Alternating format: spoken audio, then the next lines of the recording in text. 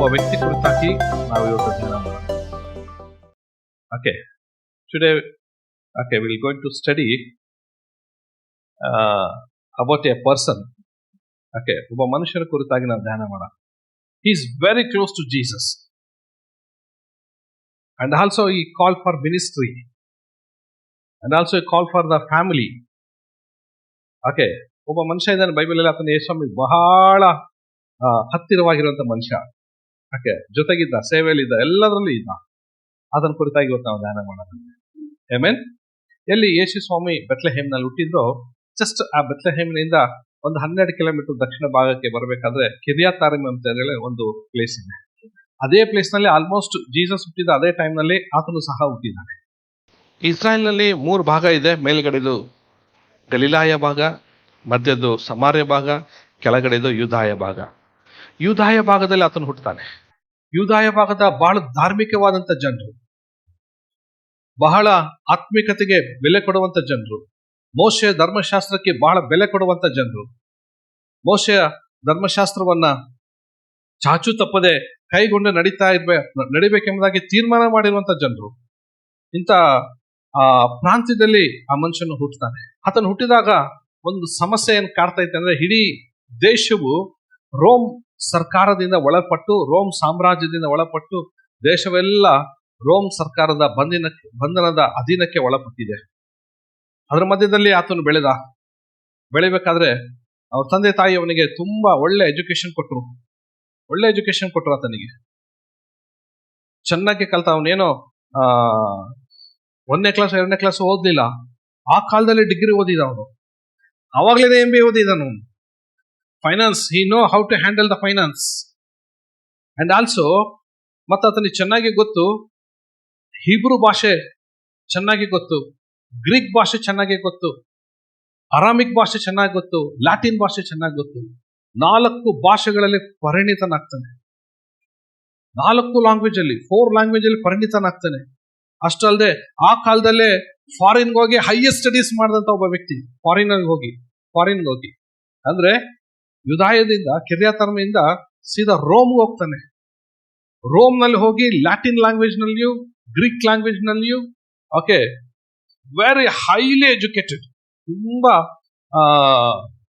ವಿದ್ಯಾಭ್ಯಾಸವನ್ನ ಮಾಡಿ ಡಿಗ್ರಿಯನ್ನ ತೆಗೆದುಕೊಂಡು, okay, return ಬರ್ತಾನ. ಅವನು ಚೆನ್ನಾಗಿ ಓದಿ ಎಲ್ಲ ಚೆನ್ನಾಗಿ ಒಂದು ಹಂತಕ್ಕೆ ಬಂದು ಮತ್ತೆ ಈಸ್ ಎ ಟ್ರಾನ್ಸ್ಲೇಟರ್. ಓಕೆ, ಸರ್ಕಾರಕ್ಕೆ ಅವನು ಒಬ್ಬ ಭಾಷಾಂತಕಾರನಾಗಿಯೂ ಸಹ ಇದ್ದ. ಆದ್ರೆ ಒಂದು ಆತನಿಗೆ ಮನಸ್ಸಿನಲ್ಲಿ ಬಹಳ ಏನ್ ಕುದಿತಾ ಇತ್ತಂದ್ರೆ, ಹೇಗಾದ್ರೂ ಮಾಡಿ ಈ ರೋಮ್ ಸರ್ಕಾರದಿಂದ, ಈ ದಾಸತ್ವದಿಂದ ನಮ್ಮ ದೇಶವನ್ನ ಬಿಡುಗಡೆಗೊಳಿಸಿ ದಾವೀದನ ಸಿಂಹಾಸನವನ್ನ, ದಾವೀದನ ರಾಜ್ಯವನ್ನ ತಿರುಗಿ ಈ ದೇಶದ ಮೇಲೆ ಬರಮಾಡ್ಬೇಕೆಂಬುದಾಗಿ ಬಹಳ ಆತುರದಿಂದ ಎದುರು ನೋಡ್ತಾ ಇದ್ದಂತ ಒಬ್ಬ ಮನುಷ್ಯ. ಅದೇ ಟೈಮ್ನಲ್ಲಿ ಜಲೋತ್ ಅಂತ ಆ ಟೈಮ್ನಲ್ಲಿ ಒಂದು ಗುಂಪಿತ್ತು. ಆ ಜಲೋತ್ ಗುಂಪಿನ ನಾಯಕನಾದಂತ ಬರಬ್ಬ ಈತನಿಗೆ ಫ್ರೆಂಡ್ ಆಗ್ತಾನೆ. ಬರಬ್ಬ ಗೊತ್ತಲ್ಲ, ಯೇಸು ಸ್ವಾಮಿಗೆ ಬದಲಾಗಿ, ಓಕೆ, ಪಸ್ಕ ಹಬ್ಬದ ದಿನ ಒಬ್ಬನಿಗೆ ಬಿಡ್ಬೇಕಾಗಿತ್ತು. ಓಕೆ, ಅದರಿಂದ ಯಾರು ಬಿಡ್ತಾನೆ? ಬರಬ್ಬ ಬೇಕೋ ಯೇಸು ಬೇಕೆಂಬುದಾಗಿ ಜನರು ಕೇಳ್ಬೇಕಾರೆ ಮಹಾಯಾಜಕರು ಯಾರಿಗೆ ಕೇಳ್ತಾರೆ? ಕಳ್ಳನಾದಂತ ಬರಬ್ಬನನ್ನ ಕೇಳ್ತಾರೆ. ಈ ಬರಬ್ಬನಿಗೆ ಫ್ರೆಂಡ್ ಮಾಡ್ಕೊಳ್ತಾನೆ. ಬರಬ್ಬನಿಗೆ ಫ್ರೆಂಡ್ ಮಾಡ್ಕೊಂಡು, ಓಕೆ, ಅವನು ಆ ಟೈಮ್ ನಲ್ಲಿ ಬರಬ್ಬನ ಜೊತೆಗೆ ಇರ್ಬೇಕಾದ್ರೆ ಅವನು ಇನ್ನೊಂದು, ಅವನ ಆಸೆ ನೆರವೇರುವಂತ ಒಂದು ಉನ್ನತ ಸ್ಥಾನದಲ್ಲಿ ನಾನು ಜೀವಿಸ್ಬೇಕು, ಹೈ ಸ್ಟ್ಯಾಂಡರ್ಡ್ ಲೈಫ್ ನಲ್ಲಿ ನಾನು ಜೀವಿಸ್ಬೇಕು, ಒಂದು ಒಳ್ಳೆ ಪೊಸಿಷನ್ ಅಲ್ಲಿ ನಾನು ಇರ್ಬೇಕೆಂಬುದಾಗಿ ಅನ್ಕೊಂಡಿದ್ದ. ಅದು ಕೂಡ ಅವನಿಗೆ ನೆರವೇರುವಂತ ಒಂದು ಸಮಯ ಬಂತು. ಅದೇನಂದ್ರೆ, ನಜರೇತಿನ ಯೇಸು ಸ್ವಾಮಿ ಸೇವೆಗೆ ಬಂದಿದ್ದಾನೆ. ಹಾಗೆ ಯೇಸು ಸ್ವಾಮಿ ಸಂಗಡ ಸಹ ಆತನು ಫ್ರೆಂಡ್ ಆಗಿದ್ದಾನೆ. ಜೀಸಸ್ ಜೊತೆಗೂ ಕೂಡ ಫ್ರೆಂಡ್ ಆಗಿದ್ದಾನೆ. ಯೇಸು ಸ್ವಾಮಿ ಜೊತೆಗೆ ಕೂಡ ಒಡನಾಟ ಇಟ್ಕೊಂಡು ಯೇಸು ಸ್ವಾಮಿ ಎಲ್ಲಿ ಹೋಗ್ತಿದ್ರು ಅವನು ಸಹ ಅಲ್ಲೇ ಹೋಗ್ತಾ ಇದ್ದಾನೆ. ಆ ಸೇವೆನ ನೋಡಿ, ಸ್ವಾಮಿ ಈ ಸೇವೆ ಬೇಕು, ನಮ್ಮ ಗಲಿಲಾಯಕ್ಕೆ ಮಾತ್ರವಲ್ಲದೆ ಯೂದಾಯಕ್ಕೂ ಬೇಕು, ಸಮಾರ್ಯಕ್ಕೆ ಬೇಕು, ಎಲ್ಲ ಕಡೆ ಸೇವೆ ಬೇಕು. ಓಕೆ, ನಾನು ನಿನ್ ಜೊತೆ ನಿಲ್ತೇನೆ ಎಂಬುದಾಗಿ ಎಷ್ಟು ಸಮರ್ಪಣೆ ಉಳ್ಳವನಾಗಿ ಜೀವಿಸ್ತಾ ಇದ್ದಾನೆ. ಬಹಳ ಸಮರ್ಪಣೆ ಉಳ್ಳವನಾಗಿ ಆತನು ಜೀವಿಸ್ತಾ ಇದ್ದಾನೆ. ಆ ಸಮರ್ಪಣೆ ಉಳ್ಳವನಾಗಿ ಆತನ ಜೀವಿಸಿದ ಸಮಯದಲ್ಲಿ ಆತನ ಹಾಗೆ ಇರಬೇಕಾದ್ರೆ ಯೇಸು ಸ್ವಾಮಿ ಒಂದು ಸಮಯ ಬಂತು. ಮತ್ತಾಯನ ಬರೆದ ಸುವಾರ್ತೆ 10ನೇ ಅಧ್ಯಾಯದಲ್ಲಿ ನಾವು ನೋಡ್ತೀವಿ, ಶಿಷ್ಯರೆಲ್ಲರನ್ನ ಕರೆದು ಅವ್ರ ತಲೆ ಮೇಲೆ ಕೈಯನ್ನಿಟ್ಟು ಅಪೋಸ್ತಲತನದ ಒಂದು ಸೇವೆಗೆ ಅವರನ್ನ ಆರಿಸಲ್ಪಟ್ಟರು. ಆ ಆರಿಸಲ್ಪಡುವಿಕೆಯಲ್ಲಿ ಈತನೂ ಸಹ ಇದ್ದಾನೆ. ಇದನ್ನು ಬೇರೆ ಯಾರಲ್ಲ, ಆತನೇ ಇಸ್ಕರಿಯೋತ ಯೂದ. ಯಾರ ಬಗ್ಗೆ ಮಾತಾಡ್ತಿದ್ದೀವಿ ನಾವು? ಜೋರಾಗಿ ಹೇಳ್ರಿ, ಯಾರ ಬಗ್ಗೆ? ಇಸ್ಕರಿಯೋತ ಯೂದ. ಯೂದನ ಬಗ್ಗೆ ಓಕೆ, ಇಷ್ಟು ತನಕ ನಾನು ನಿಮಗೆ ಪೀಠಿಕೆ ಹಾಕಿದ್ದೆ. ಇಷ್ಟು ತನಕ ನಾನು ನಿಮಗೆ ಹೇಳಿದ್ದು ಯಾರ ಬಗ್ಗೆ ಅಂದ್ರೆ ಅದು ಇಸ್ಕರಿಯೋತ ಯೂದನ ಬಗ್ಗೆ. ಯೇಸು ಸ್ವಾಮಿ ಪೇತ್ರನನ್ನ ಆರಿಸಿದ್ದಾರೆ, ಅಂದ್ರೆಯನನ್ನ ಆರಿಸಿದ್ದಾರೆ, ಫಿಲಿಪ್ಪನನ್ನ ಆರಿಸಿದ್ದಾರೆ, ಬರ್ತಲೋಮಯನನ್ನ ಆರಿಸಿದ್ದಾರೆ, ಓಕೆ, ಯಾಕೋಬನನ್ನ ಆರಿಸಿದ್ದಾರೆ, ಮತಾಭಿಮಾನದಂತ ಸೀಮೋನನ್ನ ಆರಿಸ್ಕೊಂಡಿದ್ದಾರೆ, ತದ್ದಾಯನನ್ನ ಆರಿಸ್ಕೊಂಡಿದ್ದಾರೆ, ಯೂದನನ್ನ ಆರಿಸ್ಕೊಂಡಿದ್ದಾರೆ, ಇನ್ನೊಬ್ಬ ಯೂದ. ಮತ್ತೆ ಲಾಸ್ಟಿಗೆ ಹೇಳ್ತಿದೆ, ಆತನನ್ನ ಹಿಡುಕೊಡುವ ಇಸ್ಕರಿಯೋತ ಯೂದನನ್ನು ಕೂಡ ಆರಿಸಿದ್ದಾರೆ. ಓಕೆ, ಇವತ್ತು ನಾವು ಆತನ ಕುರಿತಾಗಿರುವಂತ ಕೆಲವು ವಿಷಯಗಳನ್ನ ನಾವು ಧ್ಯಾನ ಮಾಡ್ತಾ ಹೋಗೋಣ. ಇಸ್ಕರಿಯೋತ ಯೂದನ ಬಗ್ಗೆ ಕೆಲವು ವಿಷಯಗಳನ್ನ ನಾವು ಧ್ಯಾನ ಮಾಡ್ತಾ ಹೋಗೋಣ. ಓಕೆ, 5 ವಿಷಯಗಳನ್ನ ಆತನ ಬಗ್ಗೆ ನಾನು ನಿಮ್ಮ ಮಧ್ಯದಲ್ಲಿ ಹಂಚ್ಕೊಳ್ತೀನಿ. Okay, I am going to share 5 points, 5 things. Okay, 5 ವಿಷಯಗಳನ್ನ ನಿಮ್ಮ ಜೊತೆಲಿ ಹಂಚ್ಕೊಳ್ತೀನಿ. ಮೊದಲನೇದಾಗಿ ನೋಡ್ಬೇಕಾದ್ರೆ ಆತನು ಸಹ ಅಪೊಸ್ತಲರ ಸ್ಥಾನದ ಜೊತೆಗೆ ಆತನು ಸಹ ಸರಿಸಮಾನನಾಗಿ ಎಣಿಸಲ್ಪಟ್ಟಿದ್ದಾನೆ. Okay, he was chosen for Jesus family. Yesu ಸ್ವಾಮಿ ಒಂದು ಕುಟುಂಬಕ್ಕೆ ಆರಿಸಲ್ಪಟ್ಟಿದ್ದಾರೆ. ಯೇಸು ಸ್ವಾಮಿ ಒಂದು ಕುಟುಂಬವಾಗಿದ್ದಾರೆ, ದೇವರೊಂದು ಕುಟುಂಬವಾಗಿದ್ದಾರೆ. ಈ ಕುಟುಂಬದಲ್ಲಿ 12 ಜನನು ಓಕೆ ಯಾರಾಗಿರ್ಬೇಕು ಅವರು? Okay, it's A family. For what? ಯಾಕೆ ಆ ಕುಟುಂಬಗಳನ್ನ ರಕ್ಷಿಸೋದಕ್ಕೋಸ್ಕರ ಒಂದು ಕುಟುಂಬವನ್ನು ದೇವರು ಸಿದ್ಧಪಡಿಸ್ತಾ ಇದ್ದಾನೆ. ಕುಟುಂಬಗಳನ್ನ ಸಂಧಿಸುವುದಕ್ಕೋಸ್ಕರ ಒಂದು ಕುಟುಂಬವನ್ನು ಸಿದ್ಧಪಡಿಸ್ತಾ ಇದ್ದಾನೆ. ಕುಟುಂಬದ ಆಶೀರ್ವಾದಗಳಿಗೋಸ್ಕರ ಒಂದು ಕುಟುಂಬವನ್ನು ಸಿದ್ಧಪಡಿಸ್ತಾ ಇದ್ದಾನೆ. ಆ ಕುಟುಂಬದಲ್ಲಿ ಇಸ್ಕರಿಯೋತ ಯೂದನು ಕೂಡ ಒಬ್ಬನು ಸೇರಿಸಲ್ಪಟ್ಟಿದ್ದಾನೆ. ಓಕೆ, ಬಟ್ ಆದ್ರೆ ಸಮಸ್ಯೆ ಏನಾಗಿದೆ ಅಂದ್ರೆ ನೋಡ್ರಿ, ಫಸ್ಟ್ ಪಾಯಿಂಟ್ ಏನಂದ್ರೆ okay, Iscariot Jude okay chosen for Jesus family. Okay, but ಏನಾಗಿದೆ ಅಂದ್ರೆ he was only in partaking in ministry. ಆದ್ರೆ ಆತನ ಏನ್ ಮಾಡ್ತಾ ಅಂದ್ರೆ ಕೇವಲ ಸೇವೆಯಲ್ಲಿ ಇದ್ದಾನೆ ಹೊರತು ಫ್ಯಾಮಿಲಿಯಲ್ಲಿ ಇಲ್ಲ.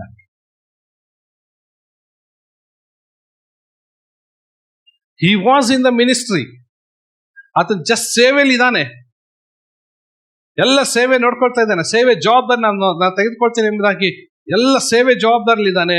ಬಟ್ ಆದ್ರೆ ಯೇಸು ಸ್ವಾಮಿ ಜೊತೆಗೆ ಒಂದು ಕುಟುಂಬದ ಐಕ್ಯ ಅನ್ಯೋನ್ಯತೆ ಒಳಗಡೆ ಆತನು ಬರ್ಲಿಕ್ಕೆ ತಯಾರಿಲ್ಲ. Is very far from Jesus family. ಆತನ ಕುಟುಂಬದಿಂದ ಬಹಳ ದೂರ ಇದ್ದಾನೆ. ಯೇಸು ಸ್ವಾಮಿ ಫ್ಯಾಮಿಲಿಯಿಂದ ತುಂಬಾ ದೂರ. ಫ್ಯಾಮಿಲಿ ಅಂದ್ರೆ ತಂದೆ ತಾಯಿ ಇದಾರಲ್ಲ, ಆ ಫೆಲೋಶಿಪ್ ನಲ್ಲಿ, ಆ ಯೇಸು ಸ್ವಾಮಿ ಅನ್ಯೋನ್ಯತೆಯಲ್ಲಿ ಇದ್ದಾನೆ. ಬಟ್ ಆದ್ರೆ ಸೇವೆಯಲ್ಲಿ ಇದ್ದಾನೆ. ಯೇಸುವಿನ ಅನ್ಯೂನ್ಯತೆ ಒಳಗಡೆ ಆತನ ಇಲ್ಲ, ಅನ್ಯೂನ್ಯತೆ ಒಳಗಡೆ ಇಲ್ಲ. ಅವನ ಥಾಟೇ ಬೇರೆ, ಇಸ್ಕರಿಯೋತ ಯೂದನ ಮನಸ್ಸೇ ಬೇರೆ, ಅವನ ಆಲೋಚನೆನೇ ಬೇರೆ, ಅವನ ಉದ್ದೇಶನೇ ಬೇರೆ, ಅವನ ಸೇವೆಗೆ ಬಂದಿದ್ದು ಉದ್ದೇಶನೇ ಬೇರೆ. ಅವನೊಂದು ಬಹಳ ಆಸೆ ಏನಿತ್ತು ಅಂದ್ರೆ ಒಂದ್ ಕಡೆ ಬರಬ್ಬ, ಒಂದ್ ಕಡೆ ಯೇಸು. ಜೀಸಸ್ ಬರಬ್ಬ, ನಜರೇತ್ ಆಫ್ ಜೀಸಸ್, ಇವರಿಬ್ಬರು ಸೇರಿದ್ರೆ ಓಕೆ ಇವನ ಕತ್ತಿ ಬಲ, ಯೇಸು ಸ್ವಾಮಿಯ ಮಾತಿನ ಜನ ಬಲ. ಈ 2 ಬಲಗಳನ್ನು ಸೇರ್ಕೊಂಡ್ರೆ ರೋಮನ್ಸ್ನ ಚೇಂಜ್ ಮಾಡ್ಬೋದು ನಾವು. ಮತ್ ನಾನೊಂದು ಒಳ್ಳೆ ಪೊಸಿಷನ್ ಅಲ್ಲಿ ನಾನು ಬರ್ಬೋದು, ಟಾಪ್ ಕ್ಲಾಸ್ ಪೊಸಿಷನ್ ಅಲ್ಲಿ ನಾನು ಬರ್ಬೋದು. ಇದು ಅವನ ಮೈಂಡ್. ಮಿನಿಸ್ಟ್ರಿಯಲ್ಲಿ ಇದ್ದಾನೆ, ಸೇವೆಯಲ್ಲಿ ಇದ್ದಾನೆ, ಆದ್ರೆ ಅನ್ಯೋನ್ಯತೆಯಲ್ಲಿ ಇಲ್ಲ. ಯೇಸು ಸ್ವಾಮಿ ಕರೆದಿದ್ದು ಅನ್ಯೋನ್ಯತೆಯಲ್ಲಿ. ಓಕೆ ನೋಡ್ರಿ,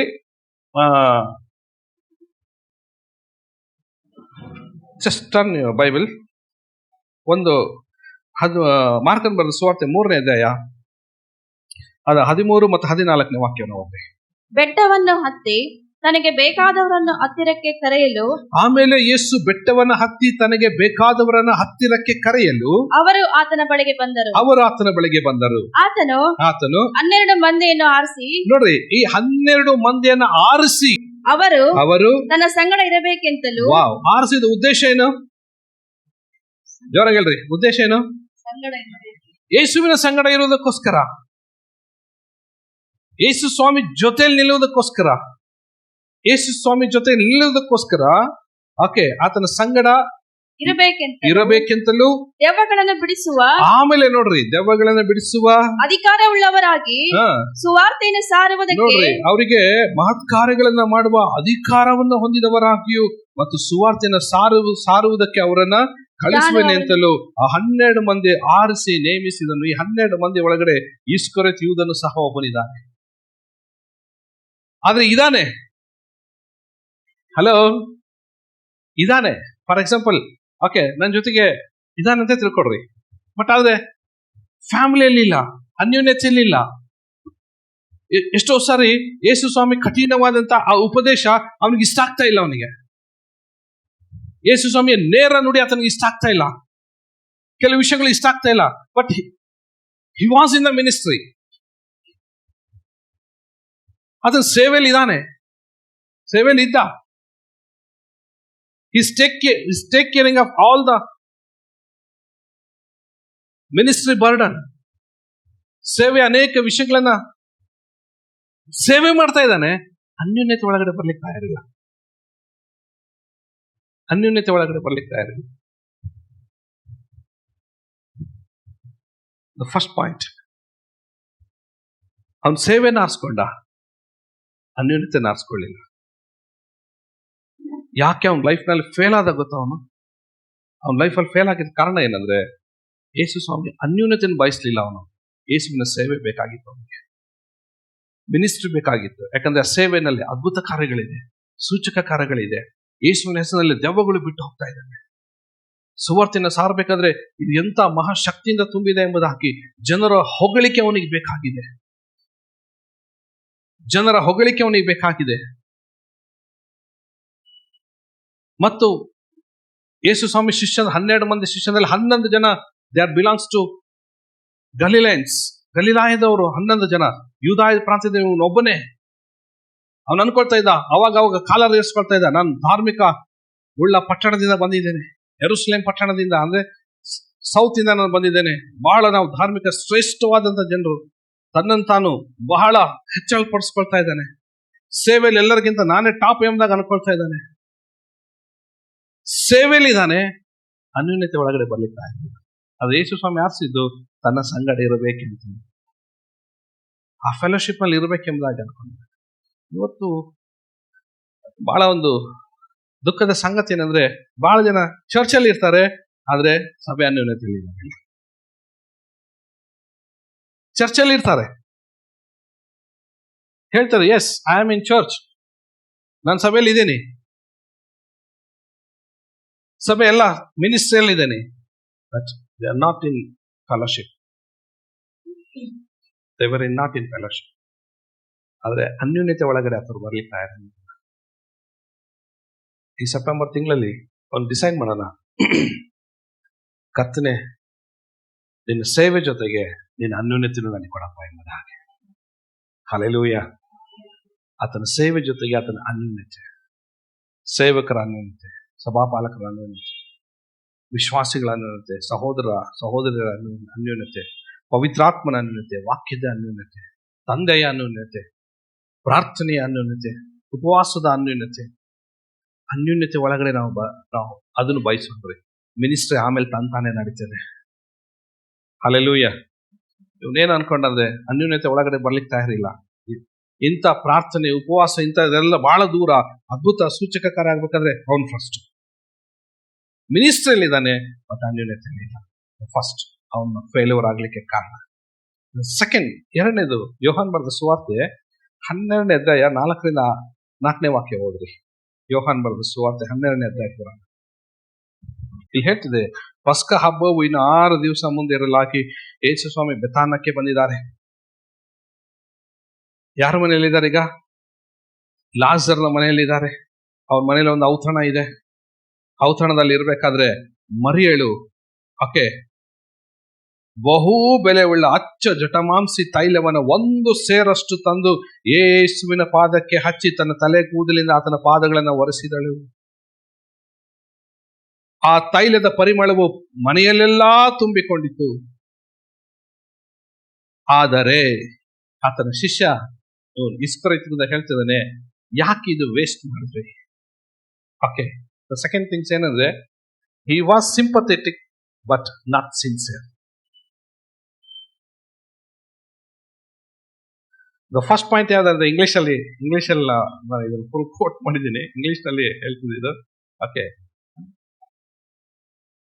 he was in ministry but not in fellowship, not in family fellowship. Second things ಯಾವ್ದಂದ್ರೆ, he was a sympathetic, ಅವನು ತುಂಬಾ ಸಿಂಪತಿ ಇದೆ, ಆತನಿಗೆ ಸಿಂಪತಿ ಇದೆ, ಬಟ್ ಸಿನ್ಸಿಯರ್ ಆಗಿಲ್ಲ ಅವನು. ಏನಂತ ಹೇಳ್ತಿದ್ದಾನೆ ಅವನು? ಯಾಕೆ ವೇಸ್ಟ್ ಮಾಡ್ತಾ ಇದ್ದೀರಾ? he need cash, he need money, not things. ವಸ್ತುಗಳೇ ಬೇಕಾಗಿಲ್ಲ ಅವನಿಗೆ. ಏನ್ ಬೇಕಾಗಿದೆ? ಜಸ್ಟ್ ಮನಿ, ಹಣ ಬೇಕು ಅವನಿಗೆ. he need a cash. ಅಲ್ಲಿ ಬಂದು ಹೇಳ್ತಾ ಇದ್ದಾನೆ, ಓಕೆ ಸ್ವಾಮಿ, ಯಾಕೆ ಇದನ್ನೆಲ್ಲ ವೇಸ್ಟ್ ಮಾಡ್ಬಿಟ್ಟು ಎಲ್ಲ ಹೊಡೆದಾಕಿ? ಹೆಚ್ಚು ಕಮ್ಮಿ ಮಾರಿದ್ರೆ ಎಷ್ಟು ಹಣ ಬರ್ತಿತ್ತು ಇದಕ್ಕೆ? 300 ಹಣ. That means today the value of 28,000 rupees, ಇವತ್ತಿನ ವ್ಯಾಲ್ಯೂ ಅದು 28,000 ರೂಪಾಯಿ ಆಗ್ತಿದೆ ಅದಕ್ಕೆ. ಟುಡೇಸ್ ವ್ಯಾಲ್ಯೂ 300 ದಿನಾರ್ ಅಥವಾ ಶೆಕೆಲ್. ಅವಾಗ್ಲೇನೆ ಅಷ್ಟು ಕಾಸ್ಟ್ಲಿ, ಬಹು ಬೆಲೆ ಉಳ್ಳ ಅಂತ ಹೇಳ್ತಿದೆ. It's very costly. ಅರೆ ಎಲ್ಲ ತಂದು ಹೊಡೆದು ಚೆಲ್ಬಿಟ್ಟ.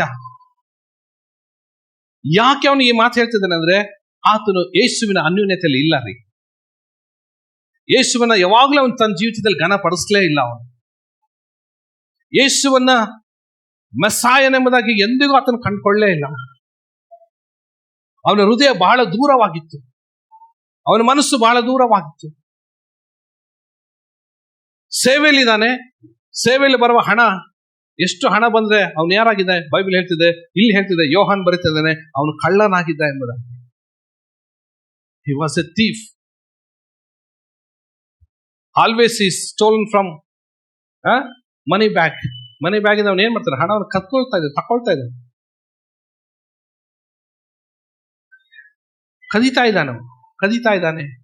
ಯೇಸುವಿನ ಜೊತೆಗಿದ್ದ ಕಳ್ತನ ಮಾಡ್ತಾ ಇದ್ದಾನೆ. ಅರೆ ಬಾಪ್ರೆ, ಯೇಸು ಸ್ವಾಮಿ ಜೊತೆಗಿದ್ದಾನೆ, ಸೇವೆಯಲ್ಲಿದ್ದಾನೆ, ಕಳ್ತನ ಮಾಡ್ತಾ ಇದ್ದಾನೆ. ಯೇಸು ಸ್ವಾಮಿ ಕಣ್ಣು ಮುಚ್ಕೊಂಡ ಕೂತ್ಕೊಂಡಿದ್ದಾರೆ. ದೇವ್ರಿಗೆ ಗೊತ್ತಿಲ್ವಾ ಇದು? ಇದೇನಾಯ್ತು ಗೊತ್ತಾ? ಹಲೋ, ಎಲ್ಲರ ಕಿವಿ ಕೊಟ್ಟು ಕೇಳಿಸ್ಕೊಳ್ರಿ. ಇದು ಅವನ ಲೈಫ್ ನಲ್ಲಿ ಆ ಹಾರ್ಡ್ನೆಸ್, ಆ ಸ್ಟಬರ್ನೆಸ್ ಬೆಳೀತಾ ಆ ಕಠಿಣತನ ಬೆಳೀತಾ ಹೋಗಿದ್ದಕ್ಕೆ ಒಂದಿನ ಯೇಸುವನ್ನು ಹಿಡ್ಕೊಳ್ಳೋದಕ್ಕೆ ಕಾರಣ ಆಯ್ತು. ಒಂದು ದಿನ ಯೇಸು ಸ್ವಾಮಿನ ಹಿಡ್ಕೊಟ್ಬಿಟ್ಟ, ಅದಕ್ಕೆ ಕಾರಣವಾಯ್ತು. ಸಡನ್ ಆಗಿ ಅವನು ಸೇವೆಗೆ ಬಂದ ಮೊದಲನೇ ದಿನದಲ್ಲೇ ಯೇಸುವನ್ನು ಹಿಡ್ಕೊಳ್ಲಿಕ್ಕೆ ಆಗ್ಲಿಲ್ಲ ರೀ. ಹಿಡ್ಕೊಡ್ತಿರ್ಲಿಲ್ಲ ಅವನು. ಬಟ್ ನಿಧಾನಕ್ಕೆ ಅವನು ಏನ್ ಮಾಡ್ದ ಅಂದ್ರೆ, ಯೇಸು ಸ್ವಾಮಿ ಜೊತೆಗಿದ್ದೇ ಕಳ್ತನ ಮಾಡ್ತಾ ಇದ್ದ. ಯೇಸು ಸ್ವಾಮಿ ಜೊತೆಗಿದ್ದೇ ಎಲ್ಲ ವ್ಯಾವಹಾರಿಕವಾಗಿರುವಂತ ಸಂಗತಿಗಳಲ್ಲಿ, ಲೌಕಿಕವಾಗಿರುವಂತ ಸಂಗತಿಗಳಲ್ಲಿ ಜೊತೆಗಿದ್ದಾನೆ. ಅಪೊಸ್ತಲ ಸ್ಥಾನದಲ್ಲಿದ್ದಾನೆ. ವಾವ್, ಯಾವ ಸ್ಥಾನದಲ್ಲಿದ್ದಾನೆ? ಅಪೊಸ್ತಲ ಸ್ಥಾನದಲ್ಲಿ ಇದ್ರೂ ಕೂಡ ಸೇವೆಯಲ್ಲಿದ್ದಾನೆ ಹೊರತು ಅನ್ಯೋನ್ಯತೆಯ ಫ್ಯಾಮಿಲಿಯಲ್ಲಿ ಇಲ್ಲ. ಸಿಂಪತಿ ಇದೆ ಆತನಿಗೆ. ಸಿಂಪತಿ ಅಂದ್ರೆ ಅನುಕಂಪ. ಅವನಿಗೊಂದು ಅನುಕಂಪ ಇದೆ, ಬಟ್ ಆದ್ರೆ ಹಣದ ವಿಷಯದಲ್ಲಿ ಸಿನ್ಸಿಯರ್ ಆಗಿಲ್ಲ. ಅಲ್ಲಿ ಹೇಳ್ತಿದ್ದೆ ವಾಕ್ಯ, ಸೇವೆಯಲ್ಲಿ ಬಂದ ಹಣವನ್ನು ತಕ್ಕೊಳ್ಳುವವನಾಗಿದ್ದರಿಂದ ಆ ಹಣವನ್ನು ಏನ್ ಮಾಡ್ತಾ ಇದ್ದ? ಹಾಗಾದ್ರೆ ತಕೊಂಡು ಆ ಹಣ ತಕೊಂಡು ಅವನು ಏನ್ ಮಾಡ್ತಾ ಇದ್ದ? ಹಿಸ್ಟ್ರಿ ಹೇಳ್ತಿದೆ, ಆಕೆ ಹಣವನ್ನು ತೆಗೆದುಕೊಂಡು ಬರಬ್ಬನ್ ಜೊತೆಗೆ ಫ್ರೆಂಡ್ ಆಗ್ತಿದ್ದ, ಜಲೋದ್ ಗುಂಪಿನವ್ರಿಗೆ ಸಹಾಯ ಮಾಡ್ತಿದ್ದ ಇನ್ನೊಂದ್ ಕಡೆ. ಯಾಕಂದ್ರೆ ಅವನೊಂಥರ ಹೇಗಿದ್ದ ಅಂದ್ರೆ, 2 ದೋಣಿಯಲ್ಲಿ ಕಾಲಿಟ್ಟಿದ್ದ. ಒಂದ್ ಕಡೆ ಜೀಸಸ್, ಇನ್ನೊಂದ್ ಕಡೆ ಬರಬ್ಬ. ಒಂದ್ ವೇಳೆ ಬರಬ್ಬ ಅವನೇನಾದ್ರೂ ಸ್ಟ್ರಾಂಗ್ ಆಗಿ ರೋಮಸ್ಥರು ಹೊಡೆದೋಡ್ಸ್ಬಿಟ್ರೆ, ಇಲ್ಲಾದ್ರೂ ಒಂದು ಹೈ ಪೊಸಿಷನ್ ಆಗಾದ್ರೂ ಬರ್ಲಿ, ಅಥವಾ ಜೀಸಸ್ ಜೊತೆಗೆ ಬಂದು ಒಂದ್ ವೇಳೆ ಯೇಸು ಸ್ವಾಮಿ ಮಾತಿನಿಂದ ಎಲ್ಲ ರೋಮಸ್ಥರು ಹೊಡೆದೋಡ್ಸ್ಬಿಟ್ರೆ, ಇಲ್ಲಾದ್ರೂ ನಾನು ಒಂದು ಪೊಸಿಷನ್ ಇಲ್ಲ ಆದ್ರೂ ಬರ್ಲಿ. 2 ಕಡೆನೂ ಬ್ಯಾಲೆನ್ಸ್ ಮಾಡ್ತಾ ಇದ್ದ. ಜಲೋತ್ತರಿಗೆ ಹಣ ಬೇಕಾಗಿತ್ತು, ಕಳ್ರಿಗೆ, ಅವ್ರಿಗೆಲ್ಲರಿಗೂ ಮಿನಿಸ್ಟ್ರಿಯಿಂದ ತಗೊಂಡು ಹಣವನ್ನು ಕತ್ಕೊಂಡು ಅವ್ರಿಗೆ ಕೊಡ್ತಾ ಇದ್ದ. Very close to friend ಬರಬ್ಬಗೆ.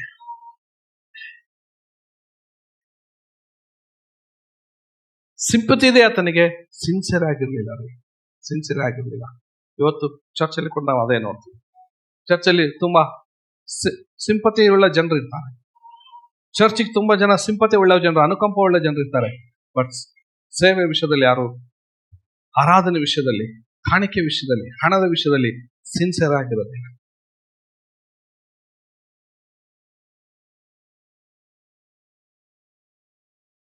ಒಂದಿಷ್ಟು ಹಣ ಬಂದಿದೆ, ಓಕೆ, ಅಯ್ಯೋ ಪಾಸ್ಟ್ ಕಷ್ಟ ಇತ್ತಲ್ಲ, ಸಿಂಪತಿ ಇದೆ, ತೈತ್ ಕೊಡಲ್ಲ, ಸಿನ್ಸಿಯರ್ ಆಗಿಲ್ಲ, ತೈತ್ ಎತ್ತಿ ಕೊಡೋದಿಲ್ಲ. ಸಿಂಪತಿ ಇದೆ ಒಳಗಡೆ, ಅನುಕಂಪ ಇದೆ, ಸೇವೆ ನಡಿಬೇಕಿತ್ತು, ಓಕೆ, ಬೇರೆ ಯಾರು ನಾವು ಹಿಂಗೆ ಚರ್ಚ್ ಕಟ್ಟಬೇಕಿತ್ತು, ನಾವು ಲ್ಯಾಂಡ್ ತಗೋಬೇಕಾಯ್ತು, ಸಿಂಪತಿ ಇದೆ, ಎಲ್ಲರಿಗೂ ಸಿಂಪತಿ ಇದೆ. But not sincere, but sincerity ಇಲ್ಲ.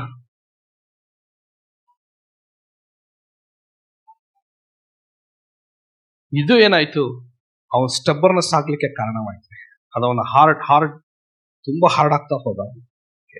ಮೂರನೇದು, ಯೋಹಾನ್ ಬರೆದ ಸುವಾರ್ತೆ 13ನೇ ಅಧ್ಯಾಯ 1ನೇ ವಾಕ್ಯ ಓದಿ. ಪಸ್ಕ ಹಬ್ಬದ ಮುಂದೆ ಯೇಸು ತಾನು ಈ ಲೋಕವನ್ನು ಬಿಟ್ಟು ತಂದೆ ಬಳಿಗೆ ಹೋಗಬೇಕಾದ ಕಾಲ ಬಂತೆಂದು ತಿಳಿದುಕೊಂಡು ಲೋಕದಲ್ಲಿರುವ ತನ್ನವರನ್ನು ಪ್ರೀತಿಸಿ ಪರಿಪೂರ್ಣವಾಗಿ ಅವರನ್ನು ಪ್ರೀತಿಸುತ್ತಾ ಬಂದ. ತಾನು ಬಿಟ್ಟು ಹೋಗುವ ಕಾಲ ಬಂತೆಂದು ಯೇಸು ಸ್ವಾಮಿಗೆ ತಿಳಿದ ತಕ್ಷಣ ತನ್ನವರನ್ನ ಪರಿಪೂರ್ಣವಾಗಿ ಪ್ರೀತಿಸುತ್ತಾ ಬಂದವನು ಎಂಬುದಾಗಿ ದೇವರ ವಾಕ್ಯ ಹೇಳ್ತದೆ. ಆ ಪ್ರೀತಿಯಲ್ಲಿ ಇಸ್ಕರಿಯೋತ ಯೂದನು ಸಹ ಇದ್ದಾನೆ. ಯೇಸು ಸ್ವಾಮಿ ಪ್ರೀತಿಯನ್ನು ಗಳಿಸುವುದರಲ್ಲಿ ಇಸ್ಕರಿಯೋತ ಯೂದನು ಸಹ ಇದ್ದಾನೆ. ಆಕೆ ಅವರು ಊಟಕ್ಕೆ ಕೂತುಕೊಂಡಿದ್ದರು. ಅಷ್ಟರೊಳಗೆ ಸೈತಾನನು ಸೀಮೋನನ ಮಗನಾದ ಇಸ್ಕರಿಯೋತ ಯೂದನ ಮನಸ್ಸಿನಲ್ಲಿ ಯೇಸುವನ್ನು ಹಿಡುಕೊಡಬೇಕೆಂಬ ಆಲೋಚನೆಯನ್ನು ಹುಟ್ಟಿಸಿದನು. ಓಕೆ, ನೋಡ್ರಿ, ಇಲ್ಲಿ ಯೇಸುವನ್ನು ಹಿಡುಕೊಡಬೇಕೆಂಬ ಆಲೋಚನೆಯನ್ನು ಆತನು ಹೊಂದಿದವನಾಗಿದ್ದಾನೆ. ಈಗ ಇಂಥ ಆಲೋಚನೆಯಲ್ಲಿ ಇದ್ದಂಥವನಿಗೂ ಸಹ, ಓಕೆ, 4ನೇ ವಾಕ್ಯ ಹೇಳ್ತಿದೆ, ಮೇಲೋದಿಕೆಯನ್ನು ತೆಗೆದಿಟ್ಟು ಕೈಪಾವುಡುಗಳನ್ನು ತಕ್ಕೊಂಡು ನಡುವಿಗೆ ಕಟ್ಟಿಕೊಂಡನು. ಆಗ ಬೊಗಣಿಯಲ್ಲಿ 5ನೇ ವಾಕ್ಯ ಹೇಳ್ತಿದೆ, ಬೊಗಣಿಯಲ್ಲಿ ನೀರು ಹಾಕಿಕೊಂಡು ಶಿಷ್ಯರ ಕಾಲುಗಳನ್ನ ತೊಳೆಯುವುದಕ್ಕೆ ನಡುವಿಗೆ ಕಟ್ಟಿಕೊಂಡಿದ್ದ ಕೈಪಾವುಡದಿಂದ ಒರೆಸುವುದಕ್ಕೆ ಪ್ರಾರಂಭಿಸಿದನು. ಮೂರನೇ ವಿಷಯ ಅದೇ, ಅವರೇ he was washed but not clean. ತೊಳೆಯಲ್ಪಟ್ಟನು, ಅದು ಶುದ್ಧನಾಗಲಿಲ್ಲ. 11ನೇ ವಾಕ್ಯ ಹೋದ್ರೆ ಅದರಲ್ಲಿ, ಯೇಸು ತನ್ನನ್ನು ಹಿಡುಕೊಡುವವನು ಇಂಥವನೇ ಎಂದು ತಿಳಿದಿದ್ದರಿಂದ ನಿಮ್ಮಲ್ಲಿ ಎಲ್ಲರೂ ಶುದ್ಧರಲ್ಲವೆಂದು. ಯೇಸು ಎಲ್ಲರ ಕಾಲುಗಳನ್ನು ತೊಳೆದು ಬಟ್ಟೆಯನ್ನು ಕಟ್ಕೊಂಡ, ಆ ಬಟ್ಟೆಯನ್ನು ಬಿಚ್ಚಿ ಎಲ್ಲರ ಕಾಲುಗಳನ್ನ ತೊಳೆದು ಒರೆಸಿದ. ಇಸ್ಕರಿಯೋತ ಯೂದನು ಸಹ ತೊಳೆಯಲ್ಪಟ್ಟ, ಆದರೆ ಶುದ್ಧನಾಗಲಿಲ್ಲ. He was washed by Jesus Christ. His own hand, ಯೇಸುಸ್ವಾಮಿಯ ಸ್ವಂತ ಕೈಯಿಂದ ತೊಳೆಯಲ್ಪಟ್ಟ. But it's not clean. ಶುದ್ಧನಾಗ್ಲಿಲ್ಲ ರೀ, ಶುದ್ಧನಾಗ್ಲಿಲ್ಲ. ಇವತ್ತೆಷ್ಟೋ ಜನ ನಾವು ತೊಳೆಯಲ್ಪಟ್ಟಿದ್ದೇವೆ ಅಂತ ಅನ್ಕೊಳ್ತೀವಿ, ಶುದ್ಧರಾಗಿದ್ದೇವೆ ನಾವು ಅಂತ ಅನ್ಕೊಳ್ತಾ ಇದ್ದೀವಿ. But we are not clean. Clean in heart, clean in mind, clean in mouth, clean in tongue, clean in thoughts. ಆಲೋಚನೆಯಲ್ಲಿ ಶುದ್ಧರಾಗಿಲ್ಲ. ಮನಸ್ಸಿನಲ್ಲಿ, ಹೃದಯದಲ್ಲಿ, ಬಾಯಿನಲ್ಲಿ, ಬಾಯಿ ಮಾತುಗಳಲ್ಲಿ ನಾವು ಶುದ್ಧರಾಗ್ಲಿಲ್ಲ. ಇದು ಏನಾಯ್ತು, ಅವನು ಸೂಸೈಡ್ ಮಾಡ್ಕೊಂಡಷ್ಟು ಸ್ಟಬ್ಬರ್ನೆಸ್ ಆಯ್ತು. ಅವನು ಆತ್ಮಹತ್ಯೆ ಮಾಡ್ಕೊಂಡು ಸಾಯ್ಲಿಕ್ಕೆ ಕಾರಣ ಇದಾಯ್ತು. ಯಾವೊಬ್ಬ ವ್ಯಕ್ತಿ ಸುಮ್ಮನೆ ಈಗ ಹೋಗಿ ಸೂಸೈಡ್ ಮಾಡ್ಕೊಂಡ್ರೆ ಸಾಧ್ಯನೇ ಇಲ್ಲ. ಸಡನ್ ಆಗಿ ಒಬ್ಬ ವ್ಯಕ್ತಿ ಬಂದ್ಬಿಟ್ಟು ಇವಾಗ ಫ್ಯಾನಿಗೆ ಹಗ್ಗ ಹಾಕೊಂಡು ನೇಣು ಹಾಕೊಂಡು ಸತ್ತೋಗ್ತೇನೆ ಅಂದ್ರೆ ಸಾಧ್ಯನೇ ಇಲ್ಲ ರೀ. ಬಟ್ ಅವ್ನು ಸತ್ತ ಅಂದ್ರೆ ಅದ್ರ ಹಿಂದೆ ಅಷ್ಟು ಕಾರಣಗಳು ಇರ್ತದೆ. ಅಷ್ಟು ಅವನ ಮನಸ್ಸು ಕಠಿಣ ಆಗ್ತಾ ಬಂದಿರ್ತದೆ. ಇದನ್ನೆಲ್ಲವನ್ನ, ಈ ಸಂಗತಿಗಳನ್ನೆಲ್ಲ, ಓಕೆ, ಯೇಸುಸ್ವಾಮಿ ಜೊತೆಗೆ ಆ 3.5 ವರ್ಷ ಏನ್ ನಡೆದೋ, ಜೀಸಸ್ ಜೊತೆ 3.5 ವರ್ಷ ಏನು ಸೇವೆಯಲ್ಲಿ ಬಂದೋ, ಅವನು ನಿಜವಾಗಿಯೂ ಮಾನಸಾಂತರ ಪಡ್ಲಿಲ್ಲ. ನಿಜವಾದಂತ ಮಾನಸಾಂತರವಾಗಿ ಶುದ್ಧನಾಗ್ಲಿಲ್ಲ. ಅವನು ತೊಳೆಯಲ್ಪಟ್ಟ, ನಿಜ ತೊಳೆಯಲ್ಪಟ್ಟ, ಶುದ್ಧನಾಗ್ಲಿಲ್ಲ. ನನಗೆ ಒಬ್ರಿಗೆ ನಾನು ವೆರಿ ಲಾಂಗ್ ಟೈಮ್ ಆಗಿ ಒಬ್ರಿಗೆ ನಾನು ಬ್ಯಾಪ್ಟಿಸಮ್ ಕೊಟ್ಟೆ ರೀ. ನನಗೆ ಇವತ್ತಿಗೂ ಕೂಡ ನನಗೆ ಅದು ಆ ಪಶ್ಚಾತ್ತಾಪ ಇವತ್ತು ನನಗಿದೆ. ಅದು ಯಾಕಂತ ಮನುಷ್ಯನ ಬ್ಯಾಪ್ಟಿಸಮ್ ಕೊಟ್ಟೆ. ನಾನು ಸಡನ್ ಆಗಿ ಬಂದ್ಬಿಟ್ಟು ಆ ವ್ಯಕ್ತಿ ಹೇಳ್ತೀನಿ ನಾನು ದೀಕ್ಷಾಸ್ನಾನ ತೆಗೆದುಕೊಳ್ತೀನಿ ಅಂತ ಹೇಳಿ. ಅವ್ರ ಹೆಂಡತಿನೂ ಕೂಡ ಹೇಳಿದ್ರು, ಸರಿ ಸರ್ ಕೊಟ್ಬಿಡ್ರಿ, ಹೀಗಾದ್ರೂ ನನ್ನ ಗಂಡ ಕುಡಿಯೋದ್ರ ಬಿಡ್ಲಿ, ಬಿಡಿ ಸಿಗರೇಟ್ ಸೇದೋದು ಬಿಡ್ಲಿ, ಪಾನ್ ಪರಾಗ ಹಾಕೋಣೋದು ಬಿಡ್ಲಿ, ಓಕೆ ಗುಡ್ಕ ಹಾಕೋಣೋದು ಬಿಡ್ಲಿ, ಇವಾಗ ಅದನ್ನು ದೀಕ್ಷಾಸ್ನಾನ ಕೊಟ್ಬಿಡ್ರಿ ಇವನಿಗೆ ಅಂತ ಹೇಳಿ ದೀಕ್ಷಾಸ್ನಾನ ಕೊಟ್ಟೆ ರೀ. ದೀಕ್ಷಾಸ್ನಾನ ಕೊಟ್ಟು ನಾವು ಅಲ್ಲಿ ಹೋಗಿ ಆರಾಧನೆ ಮಾಡ್ತಾ ಇದ್ದೀವಿ. ಮರದ ಮೇಲೆ ಹತ್ತು ಕೂತ್ಕೊಂಡು ಬಿಡಿ ಸೇರಾಗತ್ತೆ. ಮರದ ಮೇಲೆ ಹತ್ತು ಕೂತ್ಕೊಂಡು ತಗೊಂಡೆ. 1 ಗಂಟೆ ಆಗಿಲ್ಲ ದೀಕ್ಷಾಸ್ನಾನ. ನಾನು ಆಮೇಲೆ ಅವ್ರಿಗೆ ಕೇಳಿದೆ, ಅಲ್ಲ ಬ್ರದರ್, ಇವಾಗಿನ ದೀಕ್ಷಾಸ್ನಾನ ತಗೊಂಡಿದ್ದು ಮರದ ಮೇಲೆ ಕೂತ್ಕೊಂಡು ಬಿಡಿ ಸೇರ್ತಾ ಇದ್ದಲ್ಲಿ ಫಸ್ಟ್ ನೀವು ನೋಡ್ಲಿಲ್ಲ? ನಾನು ದೀಕ್ಷಾಸ್ನಾನ ತಗೊಂಡಲ್ಲ, ಕೈ ಮೇಲೆತ್ತಿದ್ದೆ ನಾನು. ಕೈ ದೀಕ್ಷಾಸ್ನಾನ ಆಗಿಲ್ಲ ಅವನಿಗೆ. ಇಂಥ ಖತರ್ನಾಕ್ ಜನನೂ ಇರ್ತಾರ. ಕೈ ದೀಕ್ಷಾಸ್ನಾನ ಆಗಿಲ್ಲ ಅಂತೆ, ಕೈ ಮೇಲೆ ಎತ್ತಿದ್ನಂತೆ. ನಾನು ನೋಡಿಲ್ಲ ಅದನ್ನ. ಬ್ಯಾಪ್ಟಿಸಮ್ ಕೊಟ್ಟೆ ಹಿಂಗ ಕೈ ಮೇಲೆ ಎತ್ತಿದ್ನಂತೆ, ಅಂದ್ರೆ ಕೈ ದಿನ ಬಿಡಿಸೆತ್ತಿದ್ನಂತ. ಇದಕ್ಕೆ ಆಮೇಲೆ ದೀಕ್ಷಾಸ್ನಾನ ತಗೊಂತೀನಿ ಅಂತ.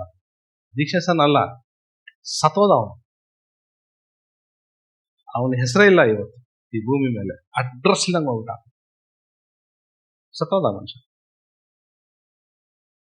ಸ್ವಲ್ಪ ದಿವಸ ಆಗಿದ ಮೇಲೆ ಗೊತ್ತಾಯ್ತು. ಆಮೇಲೆ ಚರ್ಚ್ ಬಿಟ್ರು ಅವರು. ಆಮೇಲೆ ಸ್ವಲ್ಪ ದಿವಸ ಆಗಿದ ಮೇಲೆ ಗೊತ್ತಾಯ್ತು ಅವ್ನು ಸತ್ತೋದ ಆಗ್ತದೆ. How danger. ಇವತ್ತು ನಾವು ದೀಕ್ಷಾಸ್ನಾನ ತಗೊಂಡಿವಿ ಎಂಬುದಾಗಿ ನಟನೆ ಮಾಡ್ಬೋದು. ಹೃದಯದಲ್ಲಿ ನಾವು ಶುದ್ಧರಾಗಿಲ್ಲ ಅಂದ್ರೆ, ಮನಸ್ಸಿನಲ್ಲಿ ಆಲೋಚನೆಗಳು ನಾವು ಶುದ್ಧರಾಗಿಲ್ಲ ಅಂದ್ರೆ, ಇದೊಂದು ಒಳ್ಳೆ ಸಮಯ ಇದಾಗಿದೆ. ದೇವರ ಸನ್ನಿಧಾನದಲ್ಲಿ ಇದೊಂದು ಒಳ್ಳೆ ಸಮಯ ಆಗಿದೆ. ನಾವು ಹೇಳೋಣ, ಕರ್ತನ ಶುದ್ಧೀಕರಿಸುವುದಾಗಿ. ಆಮೇಲೆ 4ನೇದಾಗಿ ಅದೇ 13ನೇ ಅಧ್ಯಾಯ ಅದರ 24ನೇ ವಾಕ್ಯ ಹೋಗೋಣ. ಇವನಿಗೆ ಸೀಮೋನ್ ಪೇತ್ರನು ಸನ್ನೆ ಮಾಡಿ, ಯಾರನ್ನು ಕುರಿತು ಮಾತಾಡಿದ್ದನ್ನು ತಿಳಿಸು ಎಂದು ಹೇಳಿದನು. ಅವನು ಹಾಗೆ ಯೇಸುವಿನ ಎದೆಯ ಕಡೆಗೆ ಬಾಗಿ, ಸ್ವಾಮಿ, ಅವನು ಯಾರು ಅಂತ ಕೇಳಿದ್ದನು. ಅದಕ್ಕೆ ಯೇಸು, ನಾನು ಈ ತುತ್ತನ್ನು ಅದ್ದಿ ಯಾರಿಗೆ ಕೊಡುತ್ತೇನೋ ಅವನೇ ಎಂದು ಹೇಳಿ ಆ ತುತ್ತನ್ನು ಅದ್ದಿ ತೆಗೆದು ಸೀಮೋನನ ಮಗನಾದ ಇಸ್ಕರಿಯೋತ ಯೂದನಿಗೆ ಕೊಟ್ಟನು. ಅವನು ಆ ತುತ್ತನ್ನು ತೆಗೆದುಕೊಂಡ ಮೇಲೆ ಸೈತಾನನು ಅವನೊಳಗೆ ಹೋಗ್ತನು. ತೆಗೆದುಕೊಂಡ ಕೂಡಲೇ ಸೈತಾನನು ಅವನ ಒಳಗಡೆ.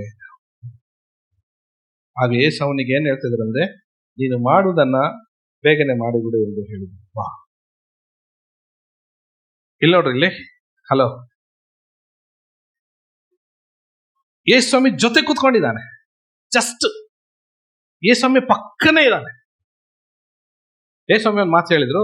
ಊಟ ಕೂತ್ಕೊಂಡಿದ್ದಾರೆ ಅವರೆಲ್ಲರೂ, ಫಸ್ಟ್ ಹಬ್ಬದ ಭೋಜನ ಕೂತ್ಕೊಂಡಿದ್ದಾರೆ. ಯೇಸು ಸ್ವಾಮಿ ಒಂದು ಸ್ಟ್ರೇಂಜ್ ಆದಂತ ಒಂದು ಮಾತು ಹೇಳ್ತಾ ಇದ್ದಾರೆ. ಏನಂದ್ರೆ, ಸೊ ಇವತ್ತು ನನ್ನ ಜೊತೆಗೆ ನಾನು ಹಿಡುಕೊಡುವವನು ಕೂಡ ಒಬ್ಬನಿಗೆ ಕೂತ್ಕೊಂಡಿದ್ದಾನೆ ಅಂತ ಹೇಳ್ತಾರೆ. ಯಾರು ಯಾರು ಯಾರು? ಪೇತ್ರ ಯೋಹಾನನ ಕೇಳ್ತಾರೆ, ಯಾರು ಕೇಳಿ, ನೀನು ಅಲ್ಲೇ ಪಕ್ಕದಲ್ಲಿ ಇದೆಯಲ್ಲ, ಯಾರಿಗೆ? ಯೋಹಾನ ಹಿಂಗೆ ಬಗ್ಗೆ ಕೇಳ್ತೀನಿ, ಸ್ವಾಮಿ ಯಾರು ನೀನು ಹಿಡ್ಕೊಡೋದು? ಸೀಕ್ರೆಟ್ ಹೇಳ್ಕೊಡ್ತಾ ಇದ್ದಾರೆ. ನಾನು ಈ ನೆಕ್ಸ್ಟ್ ಇವಾಗ ತುತ್ತು ನಾನು ಯಾರಿಗೆ ನಾನು ಕೊಡ್ತೀನೋ ಅವನೇ ಅಂತ ಹೇಳಿ ಪಕ್ಕದಲ್ಲಿರುವಂತ ಯಾರಿಗೆ ಕೊಡ್ತಾ ಇದ್ದಾರೆ? ಇಸ್ಕರಿಯೋತ ಯೂದ ಪಕ್ಕದಲ್ಲಿರೋನಿಗೆ ಕೊಡ್ತಾ ಇದ್ದಾರೆ. ದುಶ್ಮನ್ ಕಹಾ ಹೈ?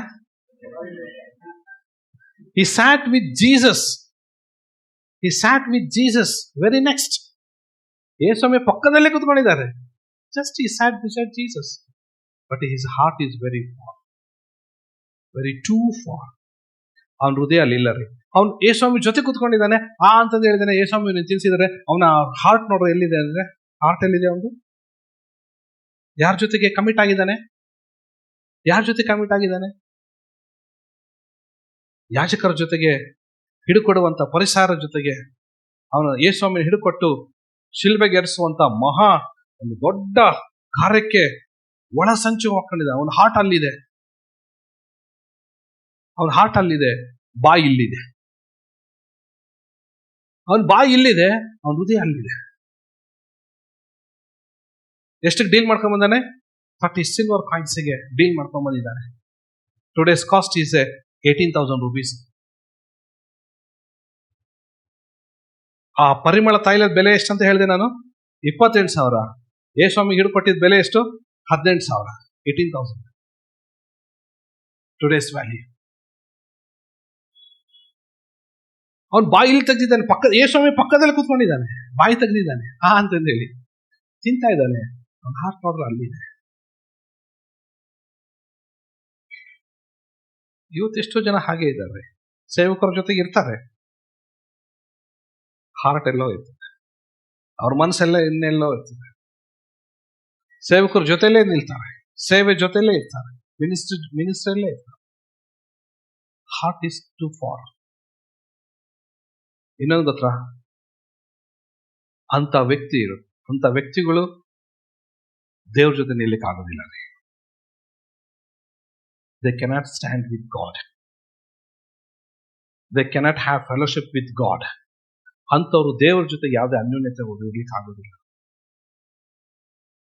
ಎಷ್ಟು ಅವನು ದೂರವಾಗಿತ್ತು, ಓಕೆ, ಎಷ್ಟು ದೂರ ಆಗಿತ್ತು ಅವನ ಹೃದಯ ಅಂದ್ರೆ ತಿರುಗಿ ಪಶ್ಚಾತ್ತಾಪ ಪಡ್ಲಿಕ್ಕೂ ಕೂಡ ಸಮಯ ಸಿಗಿದೆ. ಆ ಯೇಸು ಸ್ವಾಮಿ ಶಿಲುಬೆಯ ಅವನು ಏನೋ ಪಶ್ಚಾತ್ತಾಪ ಪಟ್ಟೆ ಓಡ್ ಬಂದು ಅಟ್ಲೀಸ್ಟ್ ಆ ಕಲ್ವಾರಿ ಬೆಟ್ಟದ ಒಂದು ಮೂಲೆಯಲ್ಲಿ ಬಂದು ದಬ್ಬನ ಬಿದ್ದುಬಿಟ್ಟಿದ್ರೆ ಸಾಕಾಗಿತ್ತು. ಓಕೆ, ಅಲ್ಲಿಂದ ಸುರಿದಂತ ರಕ್ತ ಅವನನ್ನು ಶುದ್ಧೀಕರಿಸ್ತಿತ್ತು ಏನೋ. ಆಮೇಲೆ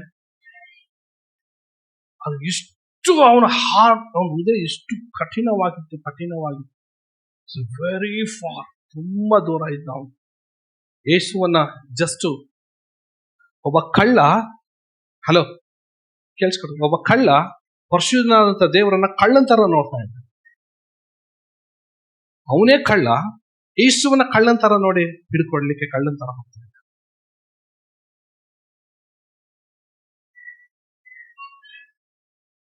ಗೆತ್ಸೆಮನೆ ತೋಟದಲ್ಲಿ ಬರ್ಬೇಕಾದ್ರೆ ಇನ್ನೊಂದು ವಾಕ್ಯದಲ್ಲಿ ಮುದ್ದು ಕೊಟ್ಟು ಹಿಡ್ಕೊಡ್ತಾ ಇದ್ದಾರೆ,